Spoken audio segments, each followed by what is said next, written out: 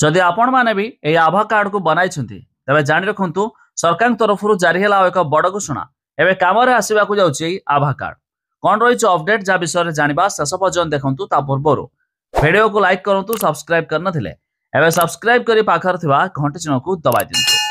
देखंतु राज्य में फेब्रुआरी आयुष्मान भारत स्वास्थ्य बीमा लागू होगा जाउथिया बेले एहाकु नै बड़ अपडेट देइछंती स्वास्थ्य मंत्री मुकेश महालिंग। तेबे आयुष्मान भारत सह जड़ित थिबा डिजिटल कार्ड अर्थात आभा कार्ड राज्य में चलवा नहीं सूचना देइछंती मंत्री।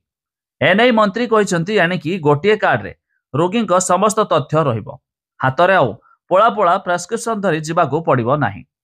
एने खूब शीघ्र राज्य सरकार डिजिटल हेल्थ मिशन लागू करने को जाउछंती। नेशनल हेल्थ अथॉरिटी अधीन रहिबो आभा कार्ड।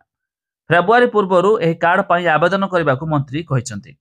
एथि सहित मंत्री आहरी मध्य कहिछंती एही डिजिटल कार्ड आभारे क्यूआर कोड मध्य रहिबो, जोंथिरे स्कैन करिया मात्रे रोगींकर समस्त तथ्य एथिरे मध्य उपलब्ध थिबो। तबे एथिपाई प्रथमे लोकसंख्या अनुसार आभा अकाउंट रजिस्ट्रेशन करि पारिबे। फेब्रुआरी रे आयुष्मान भारत सह एही आभा कार्ड मध्य मिलिबो।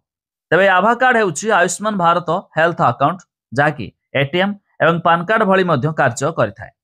एथिरे आयुष्मान योजना रे हिताधिकारी माने पंजीकरण करिया बेले समान एही कार्ड मध्य मिलिबो, जोंथिरे रोगीटी केउठी केतेबेले और केउ रोगर चिकित्सा करछि सबु तथ्य मध्य रहिबो। या द्वारा अन्य समय रे रोगीटी डाक्तरंकर निकट को गले तार पुराना प्रेस्क्रिप्शन नेबाकू पड़िबो नाही। जानि रखंतु जदि आपण माने मध्य एपर्यंत आभा कार्ड बना नाहंती तबे यार ऑफिशियल पोर्टल रहिछि जाकी पोर्टल विजिट करी फेब्रुआरी पूर्व मध्य एही कार्ड जो माने बनाई नाहंती सेमानकू बनाइबा पई सरकार मध्य घोषणा करिसेंती।